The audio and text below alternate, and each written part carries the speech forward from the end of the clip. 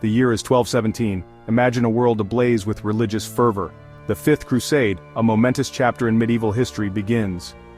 It was a campaign fueled by faith and driven by the desire to reclaim Jerusalem, the sacred city held by Muslim forces. Across Europe, Pope Honorius III issued a call to arms. Thousands answered, eager to liberate the Holy Land and earn their place in heaven.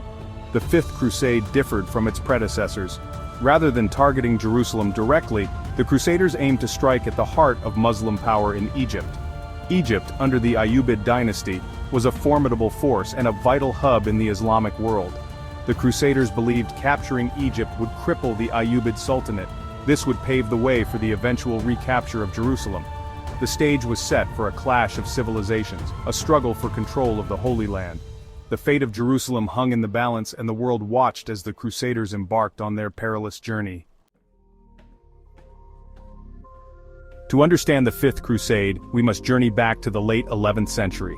In 1099, the First Crusade culminated in the capture of Jerusalem by Christian forces. This victory, celebrated throughout Christendom, established several Crusader states in the Levant, including the Kingdom of Jerusalem. This kingdom, however, was a precarious entity surrounded by powerful Muslim neighbors. In 1187, Saladin, the Ayyubid Sultan, dealt a crushing blow to the Crusader states at the Battle of Hattin. Jerusalem fell soon after, sending shockwaves through Europe. The loss of the Holy City ignited calls for a new crusade, leading to the Third Crusade from 1189 to 1192, led by figures like Richard the Lionheart. Despite some victories, the Third Crusade failed to retake Jerusalem. The stage was set for further conflict, with the Holy City remaining a point of contention between Christendom and the Islamic world. The Fifth Crusade emerged in this context, fueled by the desire to avenge past losses and restore Christian control over Jerusalem. The Fifth Crusade, like its predecessors, drew participants from across Europe.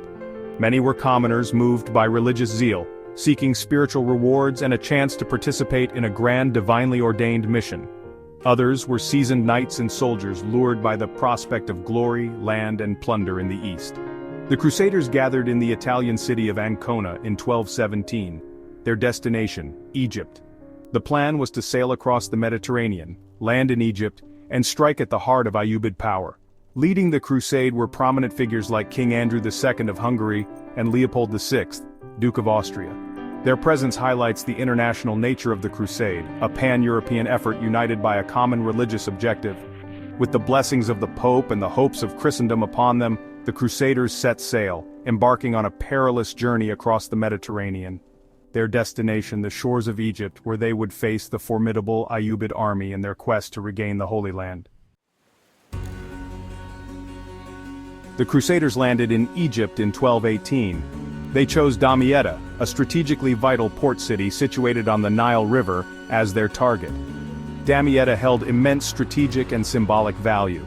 Capturing it would give the Crusaders control of a major trade route and a gateway to the Nile, the lifeline of Egypt. The Crusaders laid siege to Damietta. What followed was a grueling and protracted affair. The Egyptians, led by the Sultan Al-Kamil, fiercely resisted the Crusaders' advance. The Nile River, which the Crusaders hoped to utilize, became a formidable obstacle. The Egyptians, masters of river warfare, harassed the Crusader fleet and made any advance a perilous endeavor. The siege dragged on for months, with both sides locked in a bitter stalemate. Disease, a constant enemy in such campaigns, began to ravage the Crusader ranks. Despite the challenges, the Crusaders pressed on, their determination fueled by religious fervor and the hope of victory. Section 5. The Siege of Damietta. The Siege of Damietta was a testament to the military technology and tactics of the time. The Crusaders, skilled siege engineers, constructed siege towers, battering rams, and other contraptions to breach the city's defenses. The Egyptians, in turn, employed innovative defensive measures. One notable feature of the siege was the use of carrier pigeons by the Egyptians. These winged messengers relayed messages and intelligence between Damietta and Cairo, keeping the Sultan informed of the Crusaders' progress.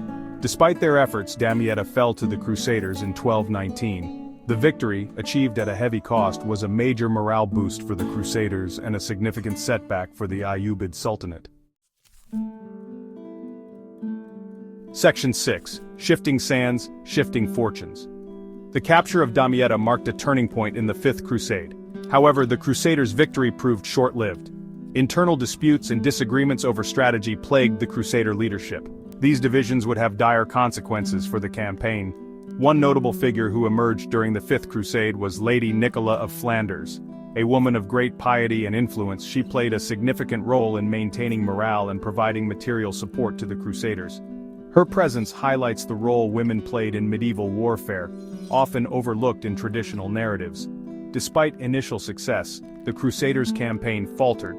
Sultan al-Kamil, a shrewd strategist, exploited their divisions and offered them a deal: withdraw from Egypt and he would cede Jerusalem. The Crusaders, against the better judgment of some leaders, refused the offer.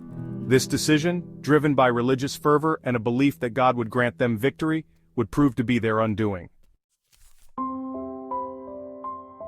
Section 7. Legacy of the Fallen Cross. The Crusaders' refusal to negotiate had disastrous consequences. The Sultan, allied with his brother Al-Muazzam, launched a counter-offensive, trapping the Crusader army near the Nile. The Crusaders, outnumbered and outmaneuvered, faced a crushing defeat.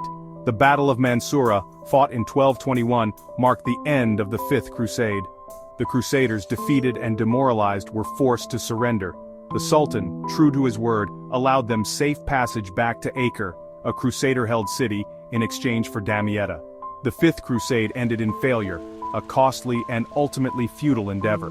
The Crusaders had achieved some early victories, but their campaign was undermined by internal divisions, poor strategic decisions, and the military prowess of their Ayyubid opponents. The dream of reclaiming Jerusalem remained unfulfilled. Section 8. Uncover the past.